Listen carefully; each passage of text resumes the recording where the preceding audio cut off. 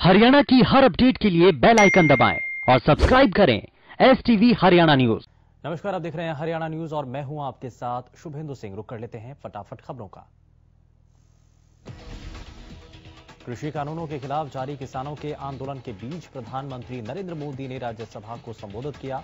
अपने संबोधन में पीएम ने आंदोलनकारी किसानों से एक खास अपील भी की। प्रधानमंत्री ने कहा कि एमएसपी थी, है और एमएसपी रहेगी। किसानों को आंदोलन खत्म करना चाहिए। पीएम ने अपील करते हुए कहा कि आंदोलनकारियों को समझाते हुए हमें आगे बढ़ना होगा। गालियों को मेरे खाते में जाने दो, लेकिन सुधारों को होने दो। पीएम मोदी ने कहा कि बुजुर्ग आंदोलन में बैठे हैं, उन्हें हट जाना चाहिए। आंदोलन खत्म करें और चर्चा आगे चलती रहे।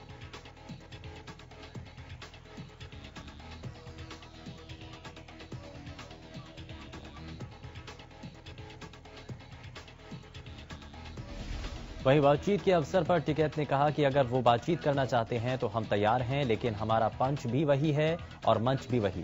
टिकैत ने कहा कि इन बिलों को वापस लेकर एमएसपी पर कानून बनाना चाहिए। टिकैत ने कहा कि देश में भूख पर व्यापार नहीं होना चाहिए। ऐसा करने वालों को बाहर निकाल दिया जाएगा। दिल्ली की सीमाओं पर चल रहे किसानों के आंदोलन को 75वां दिन है। रविवार को हरियाणा के चरखी दादरी में हुई महापंचायत में राकेश टिकैत ने जमकर सरकार पर हमला बोला। उन्होंने कहा कि युवा अभी सिर्फ कानून वापसी की मांग कर रहे हैं, लेकिन अगर उन्होंने कुर्सी मांग ली तो दिक्कत होगी। बहादुरगढ़ के टीकरी बॉर्डर पर 2 और ढांसा बॉर्डर पर किसान की मौत हो गई। टीकरी बॉर्डर पर एक किसान ने खुदकुशी कर ली। रेवाड़ी की खेड़ा बॉर्डर पर किसानों के आंदोलन को समर्थन देने राजस्थान से कई जिलों के किसान पहुंचे।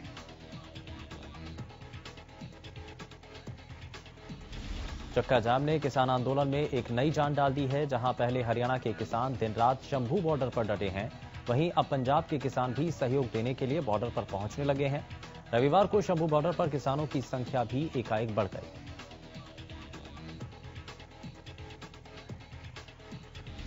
कृषि मंत्री जेपी दलाल ने किसान आंदोलन को लेकर विपक्ष पर निशाना साधा। जेपी दलाल ने कहा कि वो पहले से ही कहते आ रहे हैं कि आंदोलन के पीछे राजनीतिक पार्टियां हैं, जिनकी मंशा किसान हित न होकर सिर्फ कुर्सी हित ही है।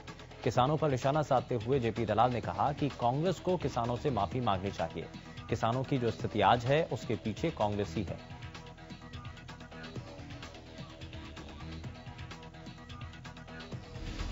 किसान नेता गुरनाम सिंह चढ़ूनी सिरसा पहुंचे, जहां उन्होंने कृषि कानूनों को लेकर केंद्र सरकार पर जमकर हमला बोला। चढ़ूनी ने कहा कि ये काले कानून देश को बर्बाद कर देंगे। जब तक ये कानून वापस नहीं होंगे, तब तक आंदोलन जारी रहेगा। चढ़ूनी ने कहा कि पीएम कहते हैं कि वो किसानों के एक कॉल की दूरी पर हैं, लेकिन वो कॉल अभी तक नहीं आई।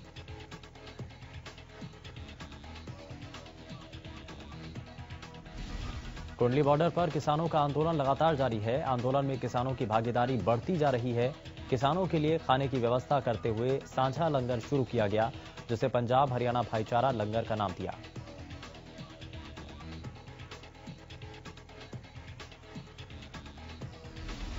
इस लंगर में किसानों के लिए रोजाना अलग अलग पकवान तैयार किए जा रहे हैं, तो वहीं किसानों के लिए खाना लेकर पहुंच रहे किसानों पर लोगों ने फूल बरसाए। आंदोलन पर बैठे किसानों ने साफ किया कि जब तक कृषि कानूनों को वापस नहीं लिया जाएगा, तब तक आंदोलन ऐसे ही चलता रहेगा।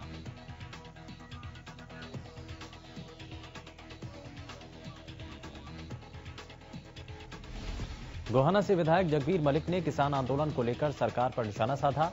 जगबीर मलिक ने सरकार को संवेदनहीन सरकार करार देते हुए कहा कि शायद ही इससे पहले कोई ऐसी सरकार आई हो जो इस समय देश में है।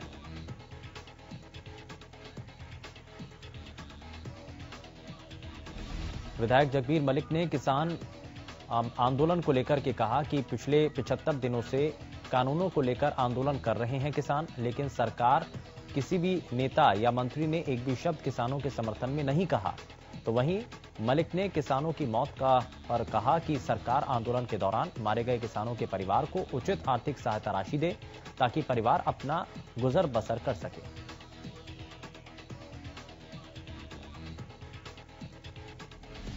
कृषि कानूनों के खिलाफ किसान लगातार प्रदर्शन कर रहे हैं। किसान कृषि कानूनों को रद्द करवाने की जिद पर हैं, जबकि सरकार संशोधन करने पर अड़ी है। ऐसे में अब महापंचायतों के माध्यम से किसान संयुक्त मोर्चा के सदस्य लोगों के बीच आंदोलन के लिए समर्थन जुटा रहे हैं।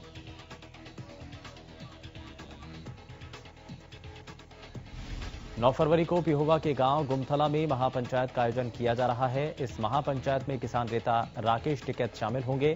महापंचायत की तैयारियों को लेकर किसानों का कहना है कि इस महापंचायत में काफी संख्या में लोग पहुंच रहे हैं।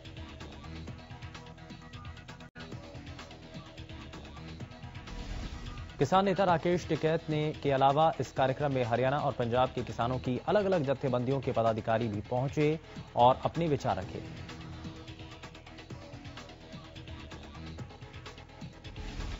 हरियाणा पंजाब से युवा किसानों में से 300 वॉलंटियर अपनी ड्यूटी निभाएंगे। लगभग 100 युवा दिन रात ड्यूटी दे रहे हैं।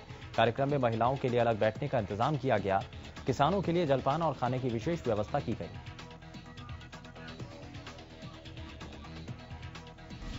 कृषि कानूनों के खिलाफ किसान बॉर्डर पर डटे हैं और लगातार कानून रद्द करने की मांग कर रहे हैं।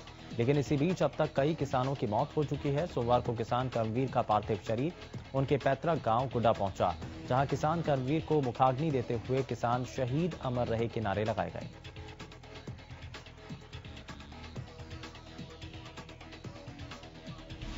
दरअसल कल ढांसा बॉर्डर धरने पर 50 वर्षीय किसान कर्मवीर की मौत हो गई थी। ग्राम पंचायत ने इस मौके पर मृतक किसान का स्मारक बनाने के लिए आधा एकड़ जमीन की घोषणा कर दी है।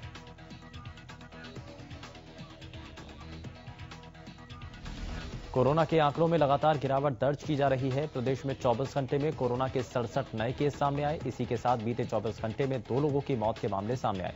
प्रदेश में अब तक 2,68,000 कोरोना के मामले सामने आ चुके हैं। बीते 24 घंटे में 90 कोरोना मरीजों ने इस वायरस को मात दी है।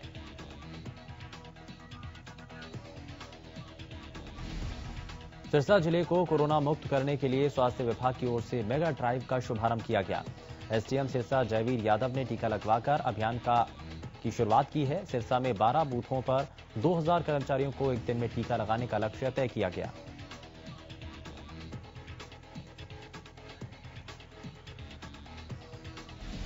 टीकाकरण अभियान का निरीक्षण करने के लिए चंडीगढ़ से महानिदेशक डॉक्टर जेएस अग्रवाल भी पहुंचे। उन्होंने स्वास्थ्य विभाग की ओर से की गई तैयारियों पर संतोष जाहिर किया। अभियान के दौरान पुलिस, पंचायती राज, रेवेन्यू विभाग और नगर परिषद के कर्मचारियों को टीका लगाया गया। अंबाला में स्वास्थ्य विभाग की टीम ने डॉक्टर योगिता की अगुवाई में वैक्सीन टीकाकरण अभियान चलाया। इस दौरान अंबाला की विभिन्न पुलिस चौकियों और पुलिस थाने से होमगार्ड और पुलिस कर्मियों अधिकारियों को थाना सदर में वैक्सीन लगाई गई।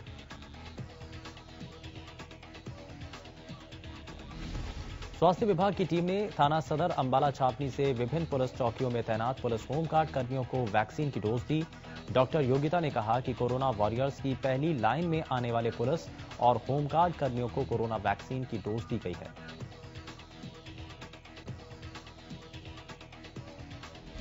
वहीं वैक्सीन की डोज लेने वाले सब इंस्पेक्टर जगपाल का कहना है कि कोरोना वैक्सीन का टीका लगने के बाद वो पूरी तरह से स्वस्थ हैं। उन्होंने कहा कि ये वैक्सीन कोरोना वॉरियर्स की प्रथम लाइन में खड़े कोरोना योद्धाओं को लगाई जा रही है।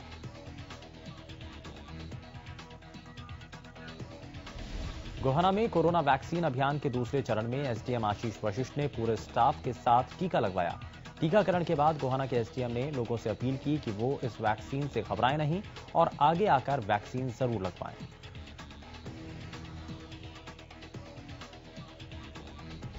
इंदिरी में भी कोरोना वैक्सीन के टीकाकरण का दूसरा अभियान शुरू किया गया। इसी कड़ी में पटवारी दमकल विभाग कर्मचारी को कोरोना का टीका लगाया गया।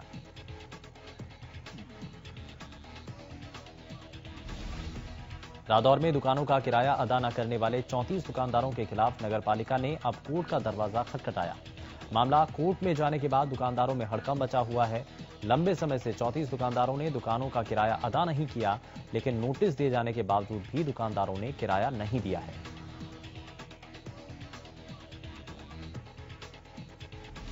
सिरसा की रानिया रोड पर मौजूद श्री बाबा तारा कुटिया में महाशिवरात्रि धूमधाम और श्रद्धापूर्वक मनाई जाएगी।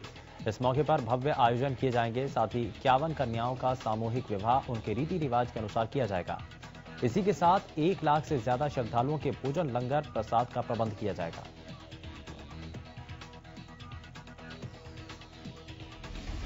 9 मार्च को सत्संग भवन में पूर्व सांसद और फिल्म अभिनेत्री जयाप्रदा की ओर से शिव विवाह नाटिका का मंचन और तांडव नृत्य की प्रस्तुति दी जाएगी, तो वो पहली बार सिरसा प्रस्तुति देंगी।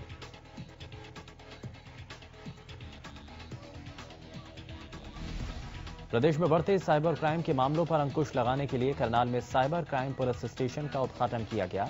आईजी भारती अरोड़ा ने साइबर क्राइम पुलिस स्टेशन का उद्घाटन करने के बाद कहा कि सरकार ने प्रदेश में 6 साइबर क्राइम पुलिस स्टेशन खोले हैं। इस मौके पर पानीपत, कैथल और करनाल के एसपी भी मौजूद रहे।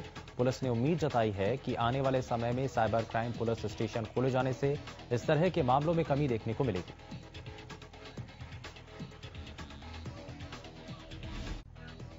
गृहमंत्री अनिल विज के भाई कपिल विज के साथ मारपीट के मामले में हरियाणा पुलिस के डीआईजी अशोक कुमार के खिलाफ मामला दर्ज किया गया। डीआईजी अशोक कुमार के खिलाफ अंबाला के सदर पुलिस थाना में मामला दर्ज किया गया।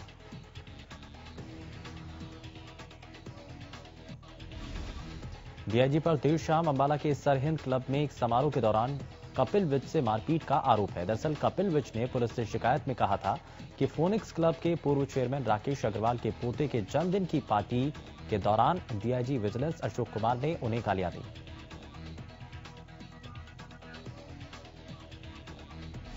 कपिल का कहना है कि जब उन्होंने उन्हें ऐसा करने से रोका तो डीआईजी ने उनके साथ मारपीट करने लगे और उनके परिवार को शराब के नशे में गालियां देने लगे। कपिल ने आरोप लगाया था कि डीआईजी ने उन्हें जान से मारने की धमकी भी दे रहे थे। पुलिस ने इस मामले में केस दर्ज कर मामले की जांच शुरू कर दी है।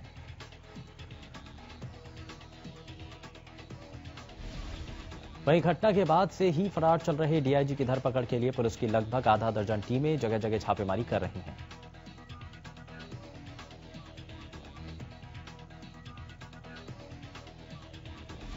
कैथल में पुलिस ने पटाखा बजाने वाले एक बुलेट बाइक का 33,500 रुपए का चालान किया और यातायात नियमों की अवहेलना करने की वजह से बाइक को जब्त भी कर लिया।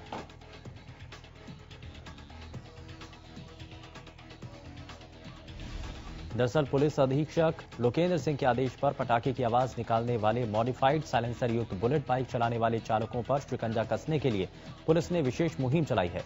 पुलिस को सूचना मिली थी कि पेहवा चौक पर एक बुलेट सवार क्षेत्र में घूमता है और साइलेंसर से पटाखे बजाता रहता है।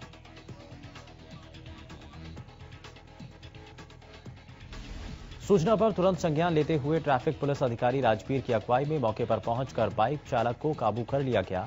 जांच के दौरान गाड़ी के कागजात मांगने पर युवक आरसी, ड्राइविंग लाइसेंस, बीमा, प्रदूषण आदि दस्तावेज भी नहीं दिखा सका।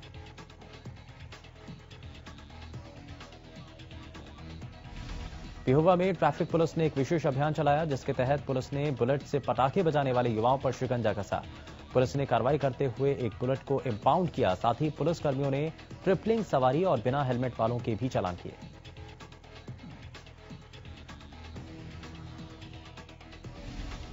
अंबाला में जगमग योजना के तहत करीब 18 करोड़ रुपए की लागत से 11,592 आधुनिक स्ट्रीट लाइटें लगाई जा रही हैं। नगर परिषद ने इस काम में तेजी कर दी है और ये सभी लाइटें पूरी तरह स्मार्ट होंगी, जिनके खराब होने की जानकारी कंट्रोल रूम से ही पता लग जाएगी।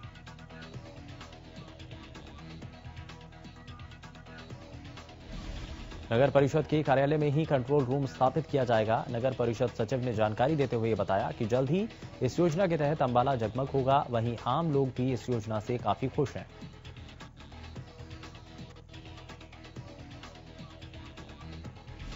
बढ़ती महंगाई ने एक बार फिर आमजन को परेशान करना शुरू कर दिया। फतेहाबाद में कुछ दिनों की राहत के बाद एक बार फिर प्याज ने लोगों को रुलाना शुरू कर दिया।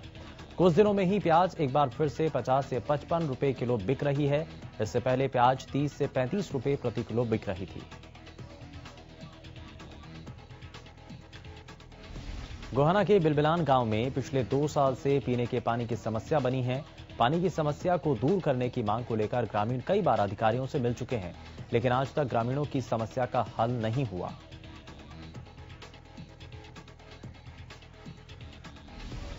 सोमवार को भी ग्रामीणों ने गांव के सरपंच के साथ गोहाना पब्लिक हेल्थ के ऑफिस पहुंचकर विभाग के अधिकारियों को ज्ञापन सौंपकर गांव में पानी की समस्या को दूर करने की मांग की।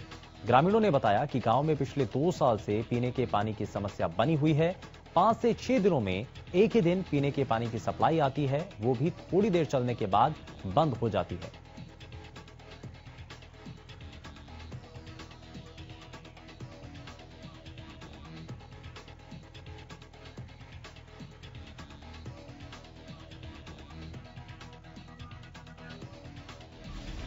दादरी के महेंद्रगढ़ चुंगी के पास रविवार देर रात युवक की गोली मारकर हत्या का मामला सामने आया है। मृतक की पहचान दादरी के गौशाला चौक क्षेत्र के रहने वाले बिंगर के रूप में हुई है।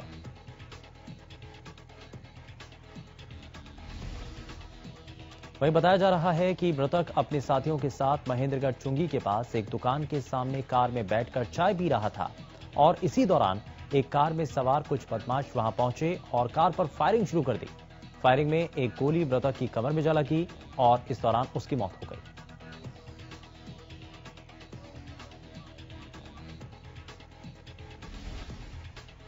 सीआईए पुलिस ने बाइक चोर गिरोह का पर्दाफाश भी किया। पुलिस ने इस मामले में 10 बाइक बरामद भी की हैं। इसके अलावा 2 आरोपियों को गिरफ्तार किया गया। गिरफ्तार किए गए दोनों आरोपी सिरसा के रहने वाले बताए जा रहे हैं।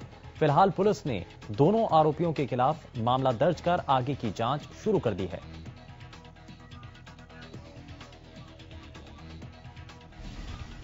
सोनीपत पुलिस को इस दौरान बड़ी कामयाबी हासिल हुई जब सिंघू बॉर्डर की कवरेज करने गए मीडिया कर्मियों की टीम पर हुए हमले मामले पर 2 आरोपियों को गिरफ्तार किया गया।